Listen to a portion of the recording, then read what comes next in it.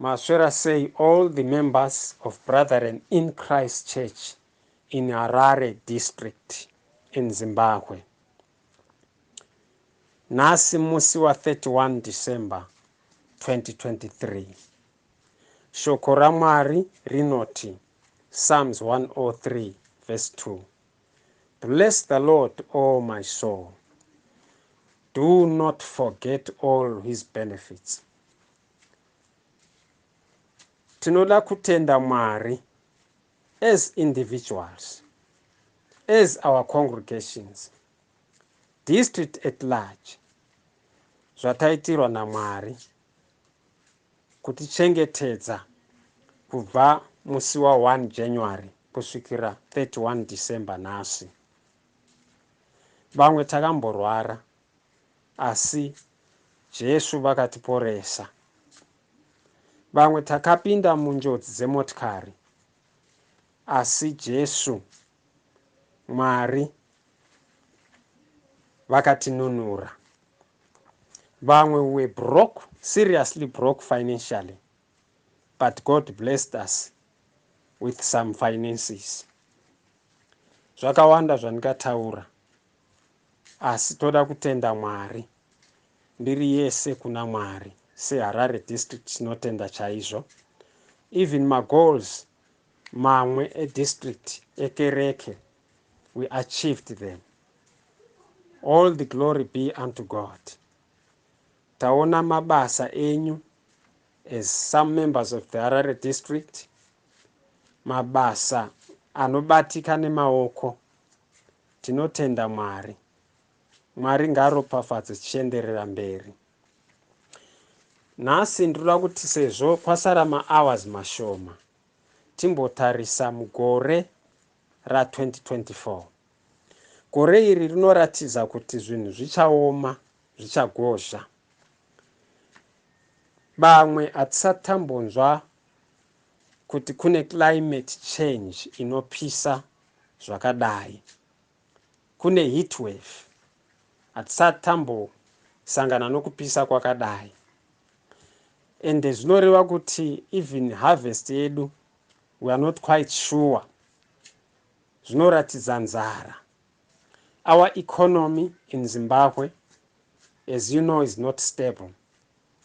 It seems as though it's a hopeless future. There is no future for us. Asi ndakuda kuti tichipinda muna 2024, timboverenga shoko raMwari. Isaiah 60 verse 1 na verse 2 racho. Arise, shine, for your light has come, and the glory of the Lord rises upon you. Verse 1. See, darkness covers the earth,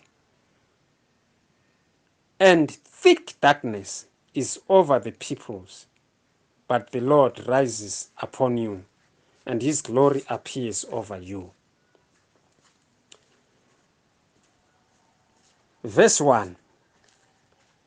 Mwari ari kuti hazvina mhosva kana kuti hazvina mhaka kuti situation yedu yakamira sei, kuti zvakagozha sei, kuti hatina future, kuti zvakaoma sei. Mwari tichipinda muna 2024 vari kuti arise, shine, for your light has come, and the glory of the Lord rises upon you. If we look at this word arise, it means changing position. Maybe someone will be asleep, but he needs to arise, not to keep on sleeping. In a way, 2024 is the year of us arising in spite of our environment. God is saying, arise, God is saying, take your position as children of God. Munoziva kuti globe kana risina kuiswa muposition yaro harishandi. Bulb asi mukariisa paposition yaro, if you switch on the light, kunobva kwaane light, rinobva ratanga kushanda kuva effective. Saka Mwari ari kuti as his children, semaglobe anoti akaiswa kumaposition anobva ashanda. Vari kuti Mwari, take your possession whereby I will use you. Arise so that I will stand with you, so that you will be effective, so that you will shine in 2023. Because we are called to shine. We are the light of the world. Zvakaoma zvakadaro.